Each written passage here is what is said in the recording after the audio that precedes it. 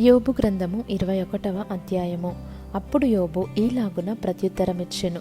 నా మాట మీరు జాగ్రత్తగా వినుడి. నా మాట మీ ఆదరణ మాటకు ప్రతిగా నుండుగాక. నాకు సెలవిచ్చిన ఎడల నేను మాటలాడెదను.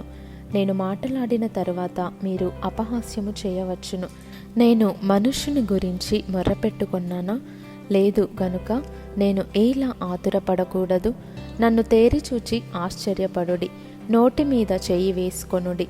నేను దాని మనస్సునకు తెచ్చుకొనిన ఎడల నాకేమీయూ తోచకున్నది. నా శరీరమునకు వనకు పుట్టుచున్నది. భక్తిహీనులు ఏలా బ్రతుకుదురు? వారు వృద్ధులై బలాభివృద్ధి ఏల నొందుదురు? వారుండగానే వారితో కూడా వారి సంతానము, వారు చూచుచుండగా వారి కుటుంబము స్థిరపరచబడుచున్నది. వారి కుటుంబములు భయమేమియూ లేక క్షేమముగానున్నవి. దేవుని దండము వారి మీద పడుటలేదు. వారి గొడ్లు దాటగా తప్పక చూలు కలుగును. వారి ఆవులు ఈచుకపోక ఈనును. వారు తమ పిల్లలను మందలు మందలుగా బయటికి పంపుదురు. వారి పిల్లలు నటనము చేయుదురు. తంబుర స్వరమండలములను పట్టుకొని వాయించుదురు. సానికనాదము విని సంతోషించుదురు. వారు శ్రేయస్సు కలిగి తమ దినములు గడుపుదురు. ఒక్క క్షణములోనే పాతాళమునకు దిగుదురు. వారు నీ మార్గములను గూర్చిన జ్ఞానము మాకక్కరలేదు. నీవు మమ్మును విడిచిపొమ్మని దేవునితో చెప్పుదురు. మేము ఆయనను సేవించుటకు సర్వశక్తుడగు వాడెవడు? మేము ఆయనను గూర్చి ప్రార్థన చేయుట చేత మాకేమి లాభము కలుగును అని వారు చెప్పుదురు. వారి క్షేమము వారి చేతిలో లేదు. భక్తిహీనుల యోచన నాకు దూరముగా నుండునుగాక. భక్తిశూన్యుల దీపము ఆర్పివేయబడుట అరుదు గదా. వారి మీదికి ఆపద వచ్చుట బహు అరుదు గదా. వారు తుపాను ఎదుట కొట్టుకొని పోవు చెత్తవలెను, గాలి ఎగరగొట్టు పొట్టువలెను ఉండునట్లు ఆయన కోపపడి వారికి వేదనలు నియమించుట అరుదు గదా. వారి పిల్లల మీద మోపుటకై దేవుడు వారి పాపమును దాచిపెట్టునేమో అని మీరు చెప్పుచున్నారు.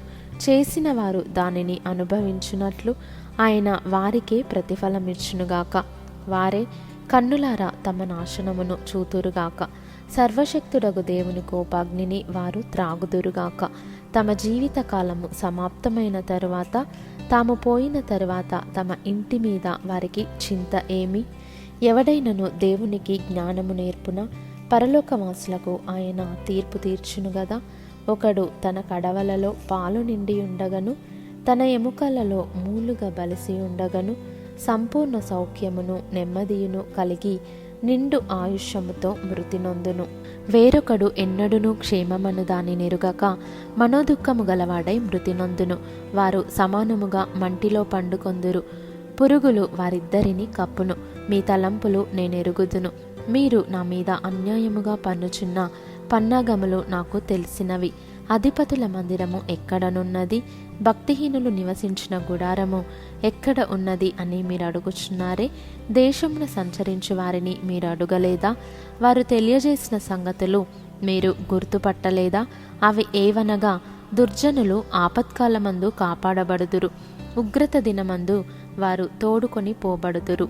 వారి ప్రవర్తనను బట్టి వారితో ముఖాముఖిగా మాటలనగలవాడెవడు? వారు చేసిన దానిని బట్టి వారికి ప్రతీకారము చేయువాడెవడు? వారు సమాధికి తేబడుదురు. సమాధి శ్రద్ధగా కావలి కాయబడును. పల్లములోని మంటి పిల్లలు వారికి ఇంపుగా నున్నవి. మనుష్యులందరూ వారి వెంబడి పోవుదురు. అలాగుననే లెక్కలేనంత మంది వారికి ముందుగా పోయిరి. మీరు చెప్పు ప్రత్యుత్తరములు నమ్మదగినవి కావు. ఇట్టి నిరర్ధకమైన మాటలతో మీరేలాగు నన్ను ఓదార్చజూచెదరు?